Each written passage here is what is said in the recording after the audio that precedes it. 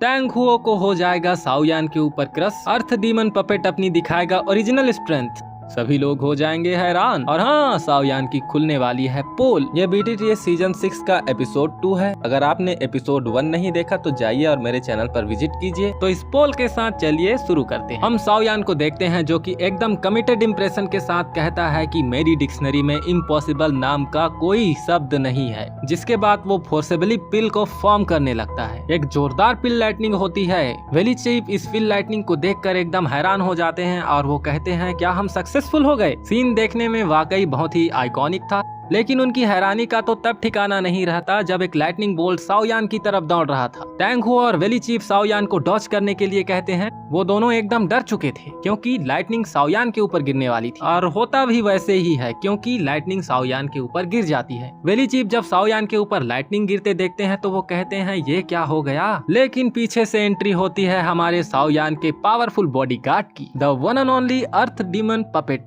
सभी लोग अर्थ demon puppet को देखकर एकदम हैरान हो चुके होते हैं और कहते हैं ये क्या चीज है। मिस टैंग अर्थ डीमन पपेट को देखती हैं तो वो कहती हैं ये तो सचमुच लाइटनिंग को ऑब्जॉर्ब कर रहा है। कौन है ये बवाल चीज। साओयान राहत की सांस लेता है और फिर वो अपने मन में कहता है कि मैंने एंड वक्त में अर्थ डीमन पपेट को समन कर लिया, इसलिए मैं बच गया, नहीं तो मेरा भरता बन जाता भाई लाइटनिंग से। टियर 7 के हाई ग्रेड के पिल लाइटनिंग से डॉज करना ये बहुत ही टेरिफाइंग है भाई। अर्थ डीमन पपेट लाइटनिंग को ऑब्जॉर्व कर सकता है और अपनी स्ट्रेंथ को इंक्रीज कर सकता है। मिस टैंग को देखते हैं जो कि वेली चीफ से कह रहे होते हैं, जो कि उनके फादर होते हैं, आखिर ये सब कुछ खत्म हुआ। लेकिन वेली चीफ उसे टोकते हुए कहते हैं ये अभी खत्म नहीं हुआ, अभी और बचा है। ये फाइनल स्ट्राइक होने वाली है, क्या साओयान इसे सरवाइव कर पाएगा। सबसे पावरफुल लाइटनिंग बोल्ट ड्रैगन की फॉर्म ले लेती है और वो साओयान की तरफ तेजी से बढ़ने लगती है, लेकिन बीच में हमारा अर्थ डीमन पपेट जाके उसे वहीं पकड़ लेता है और उसे डायरेक्ट ही अब्सॉर्ब कर लेता है। अर्थ डीमन पपेट ने उस लाइटनिंग बोल्ट को सीधे ही अब्सॉर्ब कर लिया होता है, इसलिए साओयान को अर्थ डीमन पपेट की चिंता होने लगती है। वेली चीफ भी इस सीन को देखकर मिस टैंग को पकड़ लेते हैं। वो दोनों भी इस सीन को देखकर बहुत डर गए थे। जिसके बाद हम अर्थ डीमन पपेट को देखते हैं जो कि लाइटनिंग को अब्सॉर्ब कर रहा था और उसकी वेन्स, उसकी बॉडी निकली हुई थी जो एकदम माचो लग रही थी। सभी लोग ये सीन देखकर हैरान हो जाते हैं। जिसके बाद वो कहते हैं ये तो एक पपेट है अर्थ लेवल का। अर्थ डीमन पपेट लाइटनिंग को अब्सॉर्ब करने के बाद साओयान के पास आता है और झुक जाता है। वेली चीफ और मिस टैंग साओयान के पास आते हैं और वो उसे कहते हैं यंग फ्रेंड यान साओ, क्या तुम ठीक हो। साओयान स्माइल करता है और कहता है लकीली मैंने इस मिशन को पूरा कर लिया। जिसके बाद वो उस पिल को आगे बढ़ाते हुए कहता है ये है टियर 7 की पीक लेवल की पिल, द फायर बोधी पिल। जब वेली चीफ साओयान के हाथ में ये पिल देखते हैं तो वो खुशी से एकदम झूम उठते हैं और चौंक जाते हैं और अपनी बत्ती सी दिखाते हैं। वेली चीफ तो खुशी से बावला हो चुका था। वो साओयान से कहता है यंग फ्रेंड यान साओ, मैं भला तुम्हारी काइंडनेस का बदला कैसे चुकाऊंगा।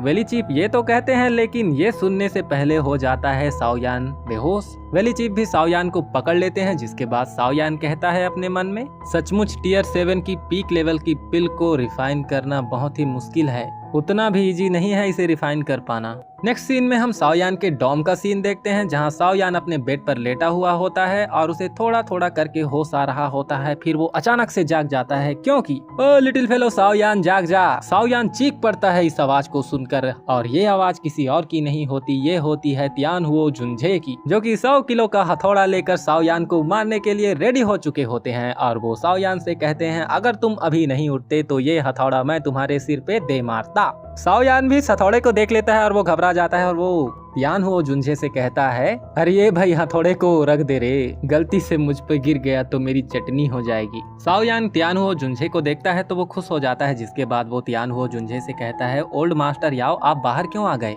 आपने मुझसे ये नहीं कहा था कि आपने ब्लड पूल में कुछ ज्यादा ही एनर्जी अब्सॉर्ब कर ली है, इसलिए आप जल्दी वापस नहीं आओगे। साओयान मास्टर तियान हुओ जुनझे को छेड़ रहे होते हैं। जिसके बाद मास्टर भी कहते हैं अरे वो तो बस थोड़ी मोड़ी एनर्जी थी, मैं तो बहुत पहले से ही जाग चुका था, लेकिन तुम 2 जून्स के बीच में घिरे रहते थे तो मुझे बाहर आने का मन भी नहीं करता था।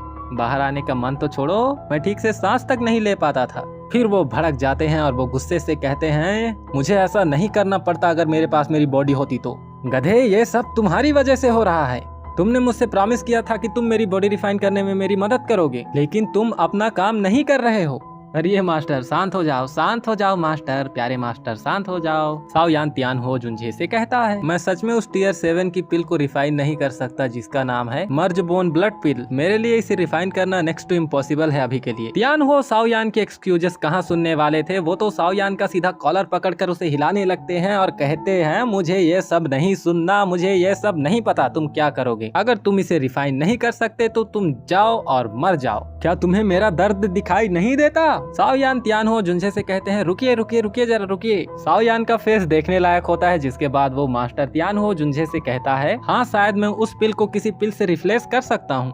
तियानहो जुंझे गुर्राते हुए कहते हैं, रियली? साओयान भी अपनी स्टोरेज रिंग को छानबीन करने लगता है, जिसके बाद वो तियानहो जुंझे से कहता है, हाँ हाँ ये बिल्कुल सच है, मैंने मास्टर के पिल रेसिपी बुक में देखा था ये। साओयान अपनी छानबीन करने के बाद एक पिल फॉर्मूला निकाल लेता है जो होता है लाइफ डिवोरिंग इन यांग पिल, जिसके बाद वो तियानहो जुंझे को बताता है कि ये टियर 7 की मिड ग्रेड की पिल है। मुझे इसे रिफाइन करने में डिफिकल्टीज हो सकती हैं, लेकिन मैं इसे रिफाइन कर सकता हूँ। तियानहो जुंझे अपना नाक सिकोड़ते हुए कहते हैं, अगर ऐसा है तो एक बार मैं तुम पर फिर से ट्रस्ट करता हूँ। जल्दी करो, उस पिल को रिफाइन करो, उस लड़की के साथ फ्लर्ट मत करते रहो। मास्टर तियानहो साओयान की फिरकी लेने के बाद वहाँ से गायब हो जाते हैं, जिसके बाद साओयान चिल्लाते हुए कहता है, मैं फ्लर्ट नहीं कर रहा था। अचानक साओयान के पीछे डोर खुलता है और उसमें मिस टैंग होती है, जिसके बाद वो साओयान से कहती है, ओहो तुम जाग गए। मिस टैंग ने साओयान की आधी अधूरी बात सुन ली होती है, जिसके बाद वो कहती है, तुमने क्या कहा, तुमने क्या नहीं किया? अरे वो मिस टैंग, वो मैं कुछ नहीं। साओयान मासूम बनते हुए मिस टैंग से कहता है। मिस टैंग साओयान से कहती हैं, आखिर आप जाग गए हो तो अब हम सब आराम कर सकते हैं। हमें आपकी टेंशन हो रही थी आखिर, क्योंकि तुम 5 दिनों से बेहोश थे। साओयान कहता है, क्या मैं 5 दिनों से बेहोश था? उसके बाद साओयान रिलैक्स होते हुए कहता है, कोई बात नहीं, ठीक है, क्योंकि मैंने फायर बोधिसत्व पिल को रिफाइन कर लिया है। क्या आप जानते हैं कि एल्डर्स मीटिंग का इंस्पेक्शन कब शुरू होगा?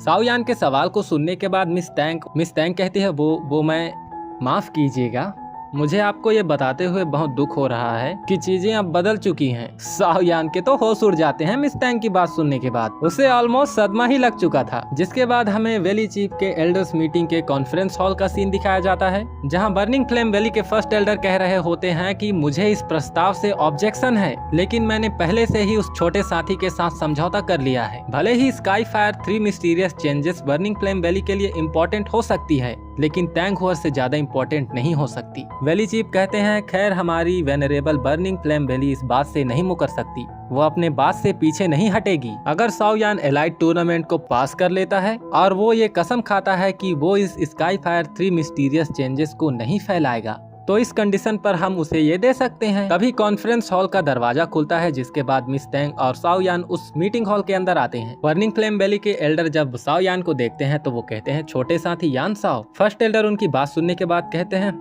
यान साओ। फर्स्ट एल्डर ने साओयान को पहचान लिया था, जिसके बाद वो अपने हाथ में द्विकी कलेक्ट करते हुए साओयान से कहते हैं, अगर तुम यान साओ हो तब तो ठीक है, तब तक कोई प्रॉब्लम नहीं, लेकिन तुम्हें तुम्हारी आइडेंटिटी छुपाना अब बंद करना होगा। अपने आप को हमारे सामने लाओ, अपने आप को रिवील करो। फिर वो अपने पावर्स से हॉल का दरवाजा बंद कर देते हैं। साओयान हॉल का दरवाजा बंद होते हुए देखकर सकपका जाता है। एक इनक्रेडिबल पर्सन, एक एक्स्ट्रॉर्डिनरी पर्सन जिसके पास पावरफुल एबिलिटी है, जो कि 3 टाइप्स की पावर एसेंस को करता है। वो पर्सन जिसने पहले विंड लाइटनिंग पवेलियन के हिडन आर्ट को सीखा और जिसे फॉलिंग स्टार पवेलियन के फेंग जुंझे का सपोर्ट मिला, अब वो बर्निंग फ्लेम वैली में घुस आया है और स्काई फायर 3 मिस्टीरियस चेंजेस को ऑब्टेन करने की साजिश कर रहा है। क्या मैं सही कह रहा हूँ यान साओ? नहीं, मेरा मतलब साओयान। और इसी के साथ हमारा ये एपिसोड हो जाता है खत्म। आपको ये वीडियो कैसी लगी कमेंट करके जरूर बताइएगा, और आगे क्या होने वाला है साओयान के साथ, क्योंकि साओयान का भांडा तो फूट चुका है। क्या साओयान स्काई फायर 3 मिस्टीरियस चेंजेस को ऑब्टेन कर पाएगा या नहीं, जानने के लिए बने रहिए मेरे साथ मेरे चैनल जरा हटके पर। थैंक